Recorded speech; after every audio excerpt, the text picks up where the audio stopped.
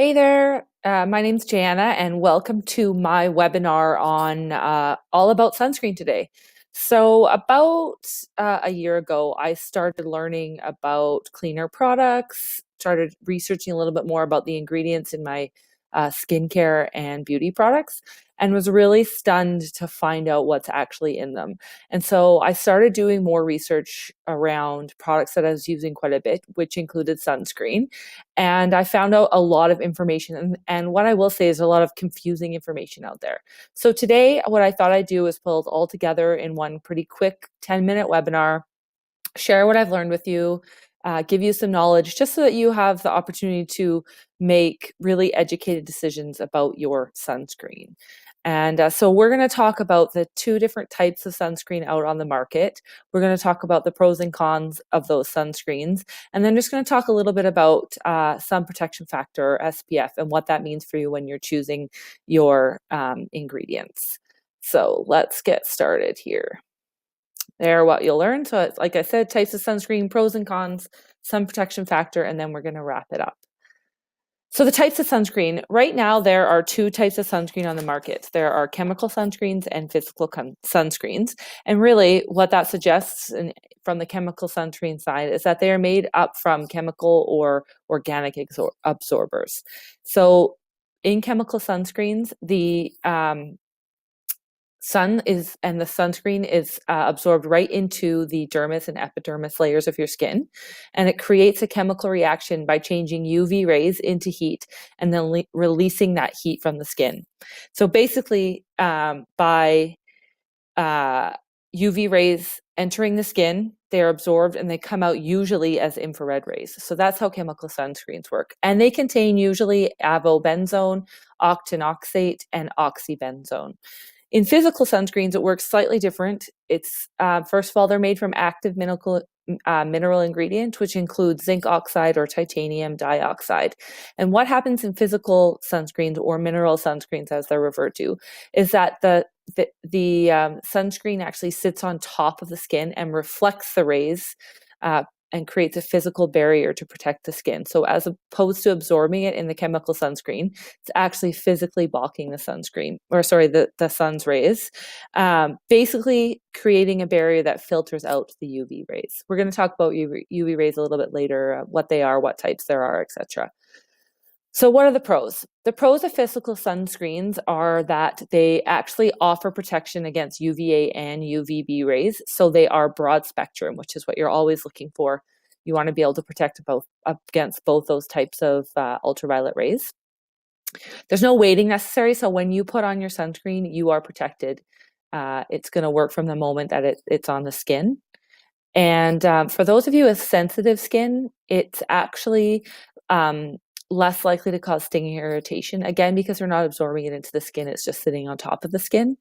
And it's less likely to be pore clogging. So for anybody with oily skin, again, much more ideal for that type of skin, or acne prone skin, again, because it's not getting absorbed into the skin, it's just sitting on the top. It's got a longer shelf life, and there's no ingredients linked to environmental damage. So right now in Hawaii, approximately 6,000 tons of sunscreen lotion every year are absorbed into the coral reefs, and that is causing some immense damage. What happens is that the chemicals in the water, so oxybenzone and octinoxate, I can't say that very well, but they actually, unlike with skin where they get absorbed and actually reflect the rays, what happens in the coral reefs is that it actually decreases the coral reef's defense against bleaching, and then it damages the coral reef DNA and hurts their development. So with physical sunscreens, you don't have any of those ingredients, so there's no environmental harm happening there. So with chemical sunscreen pros, there's less needed because the skin, there's less needed to protect the skin because there's no risk between the sunscreen or the UV rays getting through the sunscreen molecules after application. It tends to be thinner and therefore spreads more easily onto the skin.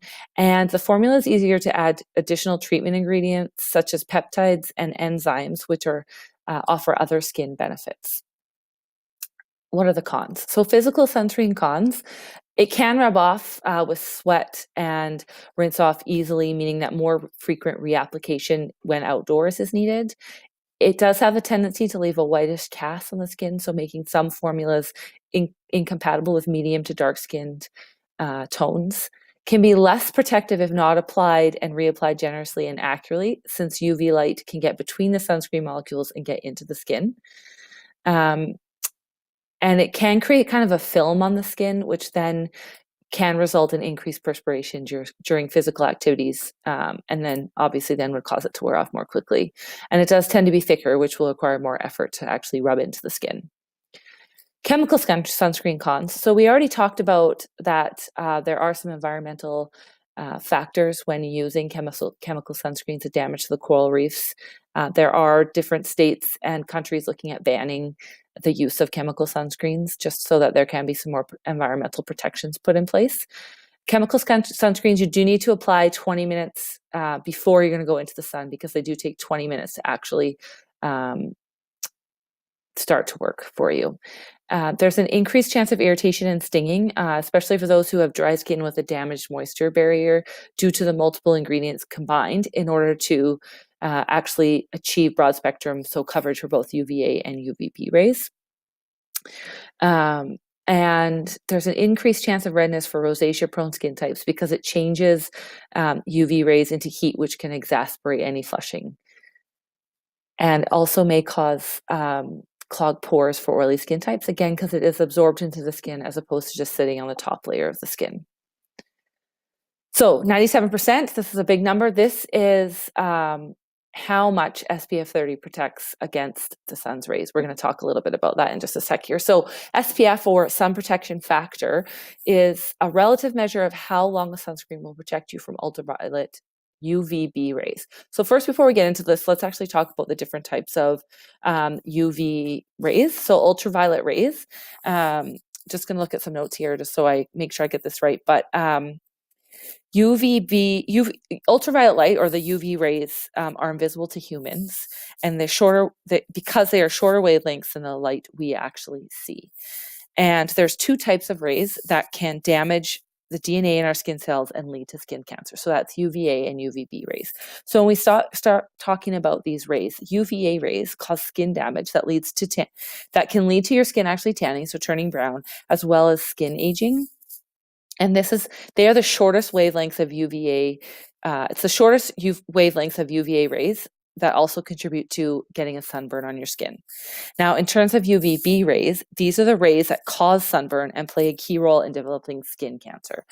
And so when we talk about SPF, SPF is actually what protects you against the UVB rays. And so when we talk about sun protection, we talk about SPF 15. This is going to protect against 93% of the sun's rays. SPF 30 is going to protect against 97% of the sun's rays, which is what we said before. And SPF 50 is going to protect against 98% of the sun's rays.